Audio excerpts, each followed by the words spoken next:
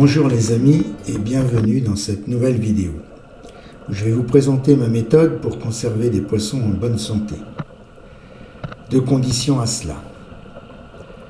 Il faut qu'ils aient de la nourriture pour ne pas maigrir et qu'ils évoluent dans une eau de bonne qualité. Il nous faut donc un bac avec une eau bien oxygénée et filtrée afin de la purifier des nitrates et des nitrites générés par les déjections des poissons. Pour cela, il nous faut un bac, une pompe à air, une pompe à eau et un filtre. C'est ce que nous allons voir par la suite. Alors voilà en quoi consiste mon bac à vif, vous voyez. Pour économiser de la place dans mon garage, j'ai trouvé un bac c'est un bac pour récupération d'eau de pluie, c'est dans les petits, il fait 300 litres celui-là. Il va bien dans un coin de garage comme ça, vous voyez, ça prend pas trop de place. Et 300 litres, ça fait déjà une bonne quantité d'eau. D'ailleurs, en ce moment, il est rempli, j'ai peut-être une centaine de vifs, et il est rempli simplement au tiers. Un bon 100 litres d'eau, ça suffit. Alors, on va commencer par le premier élément. Ici, c'est la pompe à air. Donc, j'ai une belle petite pompe à air qui débite quand même pas mal, avec un collecteur, à l'origine, il y avait 6 sorties. J'ai fait 2 chintes pour avoir que 2 sorties, ce qui est déjà pas mal. Ça nous permettra d'avoir au fond du bac, vous voyez mes petits vifs là, pour l'instant c'est pas en route parce que je vais vous montrer tout ça. Ça va me permettre d'avoir ici 2 diffuseurs d'air. Voilà, donc là j'ai juste mes 2 diffuseurs d'air qui fonctionnent. Je n'ai pas du tout la pompe à eau, la pompe à eau n'est pas encore branchée. J'ai juste l'air et déjà on voit que ça brasse quand même pas mal. Et ça c'est quand même important d'avoir de l'oxygène si on veut conserver nos vifs dans de bonnes conditions. Bien, pour ce qui concerne le filtre, donc moi je l'ai fabriqué tout bêtement. Donc j'ai pris un caisson comme ça, de collecteur de gouttières qu'on trouve dans un magasin de bricolage, tout simple, ça vaut pas très cher, je sais plus combien j'ai payé ça. Après, je l'ai percé au diamètre 40 dans l'axe ici, puisque j'ai utilisé du PVC de 40 pour faire ma tuyauterie. Donc voilà, j'ai mis un tuyau qui rentre dans le bac et à l'intérieur, j'ai mis un T. Je l'ai fait sous forme de T, j'espère que vous voyez bien. Ça me permet que l'eau va descendre au fond de mon bac avant de remonter par le bas du T et de ressortir ici. Donc toute l'eau va passer par toutes les couches de filtration avant de ressortir pour retourner dans le bassin faire son cycle.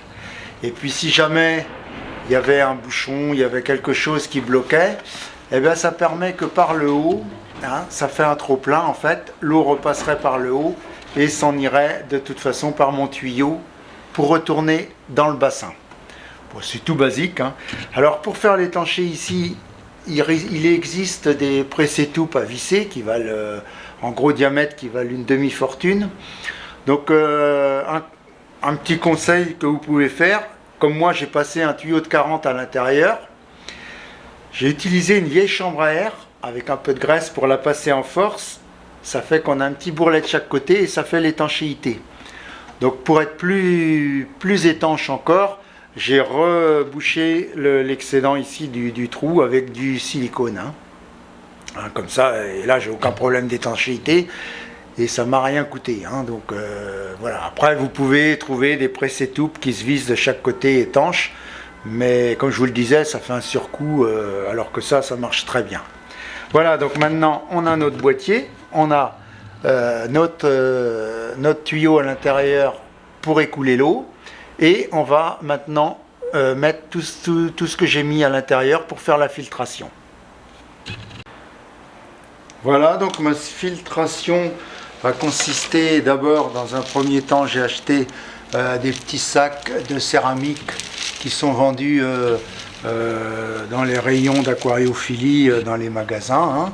Donc là je vais en faire une couche au fond comme ça.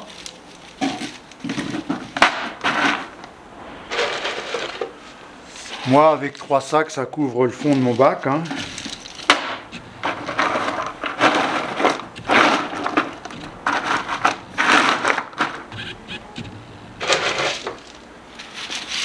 voilà.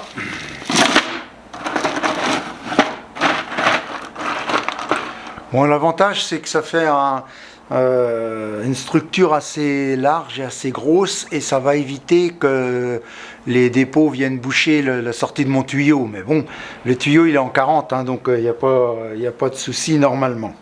Après, ça c'est la première couche. Après, dessus, je vais mettre de la pouzzolane. Hein. Vous savez, c'est cette petite pierre de lave, hein, qu'on trouve, c'est pareil, dans les magasins de matériaux ou choses comme ça. Hein. Donc moi, je l'ai mise là dans un seau. Je vais carrément vider dedans.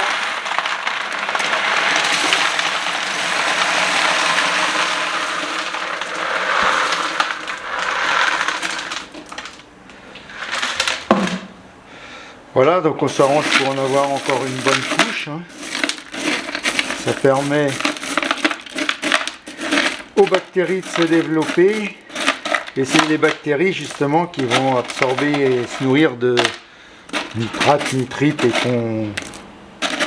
toutes ces saletés qui polluent l'eau à cause des déjections de nos poissons. Donc ça c'est la deuxième couche. Après, j'achète du filtre. Alors ça, c'est pareil. Hein. Le filtre, moi je l'ai pris, je ne veux pas faire la pub, hein, mais je l'ai pris sur Amazon, parce que quand on voit le prix où c'est vendu en jardinerie, enfin en aquariophilie, et le prix où je l'ai payé, c'est vraiment abusif. Hein. Donc là, pareil, je l'ai découpé à la section de mon bac, et puis j'ai fait un trou de 40 avec une scie cloche. Hein. Comme ça, il va rentrer parfaitement dans le tuyau. Il va centrer mon tuyau en même temps. Et ça, je l'ai fait en deux couches, hein, puisque je voulais arriver jusqu'au haut de mon bac. Donc ça fait une filtration, vous voyez. Donc là, il me reste les bordures autour de mon bac. Donc si l'eau venait à plus pouvoir s'évacuer par le bas, on arrivera avec une couche d'eau ici, ça rentrerait dans mon tube de 40 et ça ressortirait directement dans le bassin, donc il n'y a aucun risque de débordement. Hein. En plus, moi j'ai adjoint sur... alors ça, vous pouvez trouver un autre système. Hein. Ça va servir à tenir le tuyau qui ramène l'eau dans le bac, hein, de la pompe qui prend dans le fond du bassin pour la ramener dans le bac. Mais bon, ça, on peut trouver n'importe quel système. Hein. Moi, je trouvais que ça, c'était pratique. Vous allez voir quand c'est fini d'installer. Après, on met n'importe quel système. Hein. Et puis, dernière couche, enfin, dernier étage, moi, je mets un petit grillage très fin comme ça, que je mets juste là où l'eau va arriver dans le bac. Ça va dégrossir. Je le nettoie régulièrement, enfin, de temps en temps. Et toutes les grosses saletés, ça évite qu'elles aillent polluer mes filtres et puis boucher mes filtres. Hein. Et ça fait déjà un premier nettoyage qui est très simple à faire. Il suffit d'enlever le petit grillage, d'aller le passer sous le robinet. Et puis voilà, hein, ça enlève toutes les grosses particules qui vont retomber dedans. Et sans tout nettoyer. Hein. Voilà pour le filtre. Hein, c'est assez simple et c'est très très efficace. Hein. Donc pour résumer, nous avons notre bac de 300 litres en récupération d'eau. Sur une petite plateforme là que j'ai fait le long du mur, on a notre pompe à air. On a notre tuyau qui arrive de la pompe immergée qui est au fond avec les vifs, qui remonte l'eau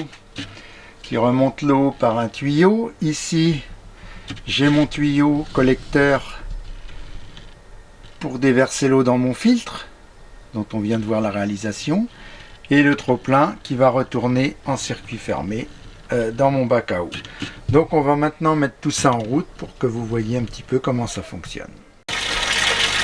Alors voilà, maintenant ma pompe à air est en route, ma pompe à eau est en route aussi. Donc l'eau, vous voyez, j'ai fait un tube avec divers trous. Hein.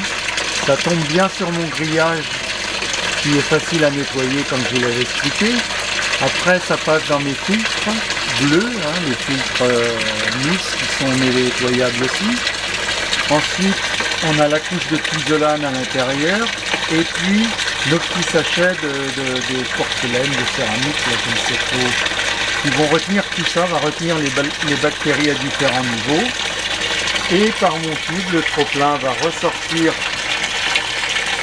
tranquillement par mon tube de 40 et retomber dans le bac, ce qui va faire une oxygénation supplémentaire. Donc là-dedans, les poissons sont heureux comme des poissons dans l'eau. Et puis ça permet de les conserver relativement longtemps, malgré que je les nourrisse, comme je vous expliquais au début. Parce que si on veut conserver des poissons, il faut les nourrir, sinon ils vont maigrir assez vite.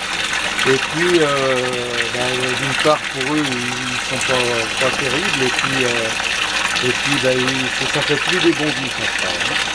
Sauf que si vous les nourrissez, forcément, il y a des excréments. Hein, ça fait de l'ammoniac, des nitrates, des nitrites, et ça les empoisonne. Mais grâce à ce filtre, il y a des bactéries qui vont se former et puis qui vont absorber tout ça, digérer tout ça, et ça nous permet d'avoir une bonne conservation de nos vies pour des cultures parties sèches. Voilà.